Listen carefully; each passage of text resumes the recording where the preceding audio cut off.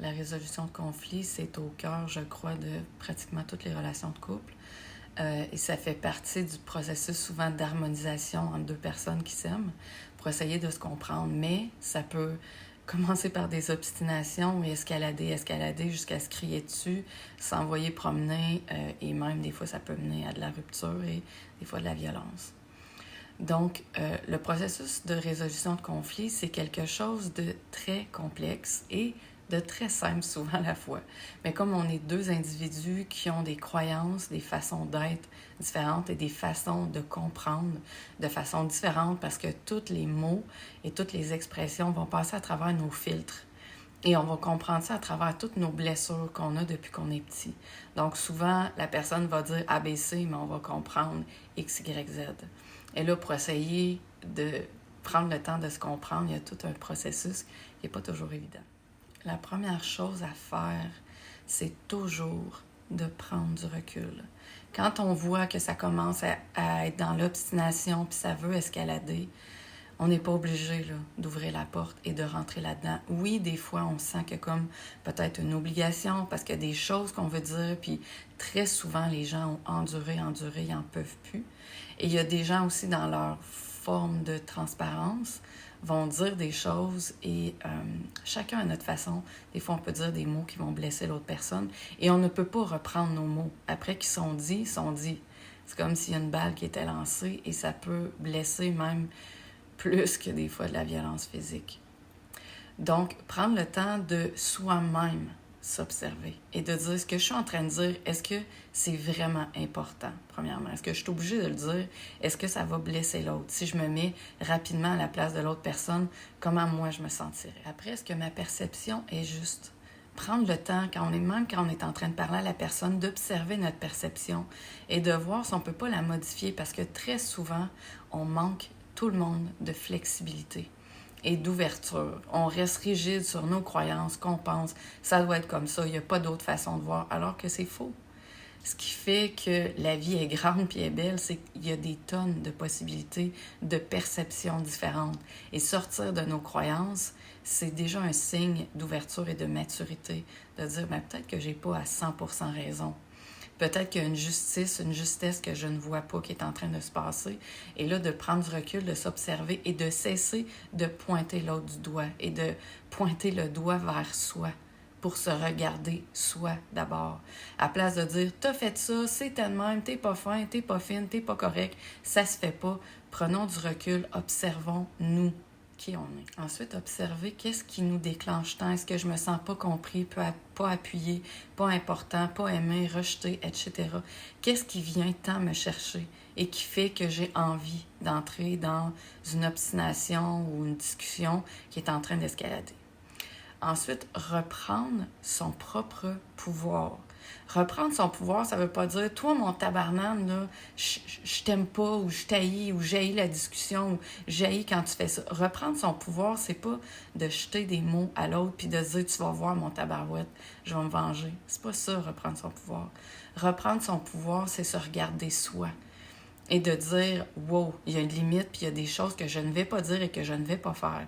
Je suis en relation avec cette personne-là, ça veut dire que je l'aime et cette personne-là devrait m'aimer aussi. » Donc, reprendre son pouvoir, c'est reprendre ses esprits et dire « je ne vais pas faire escalader la discussion, je vais m'en aller, je vais aller marcher, je vais aller respirer. » Et il y a quelque chose que je vais dire et que je dis très souvent à mes clients, ce n'est pas important, c'est la faute de qui. Ça n'a aucune importance, c'est la faute de qui. Ce qu'on veut savoir, par contre, c'est comment on peut s'harmoniser. Ça, c'est important. Et aussi d'observer qui est la victime, qui est le bourreau. Parce que dans presque toutes les relations, il y a une des personnes qui va souvent, presque chacun dans nos vies, on a tendance à se positionner comme un bourreau ou comme une victime. Et ça va souvent, dans une même relation et dans d'autres relations passées ou futures, ça va souvent être la même personne qui va se positionner comme la victime ou le bourreau. Et très souvent, pour se sortir de ces relations-là, la victime va s'excuser, même si elle n'a pas à s'excuser. Elle va comme prendre toute la blâme et le bourreau va rester sur sa position rigide de « j'ai raison, je ne vais pas changer. Si tu penses que je vais devenir un tapis de salon, etc. Et ça va devenir comme une guerre. Si on est en relation avec quelqu'un et que c'est toujours la faute de la même personne et que l'autre personne ne voit pas que par moment c'est de sa faute, on commence à se rapprocher des critères de relation toxique parce que la relation est en train d'étouffer. On ne peut pas s'en sortir, on ne peut pas se comprendre. Donc, c'est vraiment important qu'on soit dans une relation où les deux personnes, on est capable de s'auto-observer, de prendre du recul et de se voir. Parce que sinon, comment on peut s'en sortir? C'est justement ça, une relation toxique. Où est-ce qu'on ne peut pas s'en sortir? Où est-ce qu'il y a une ou les deux personnes qui restent absolument sur leur perception? C'est j'ai raison, j'ai raison, j'ai raison, puis c'est comme ça. Et ça se peut que les deux personnes aient des valeurs qui soient complètement différentes, mais quand on commence à rentrer dans ce genre de conversation-là, où personne n'a la sagesse et la délicatesse et la finesse de se regarder et de se dire « ça marche pas, c'est tout le temps de ma faute », là, on rentre dans le toxique.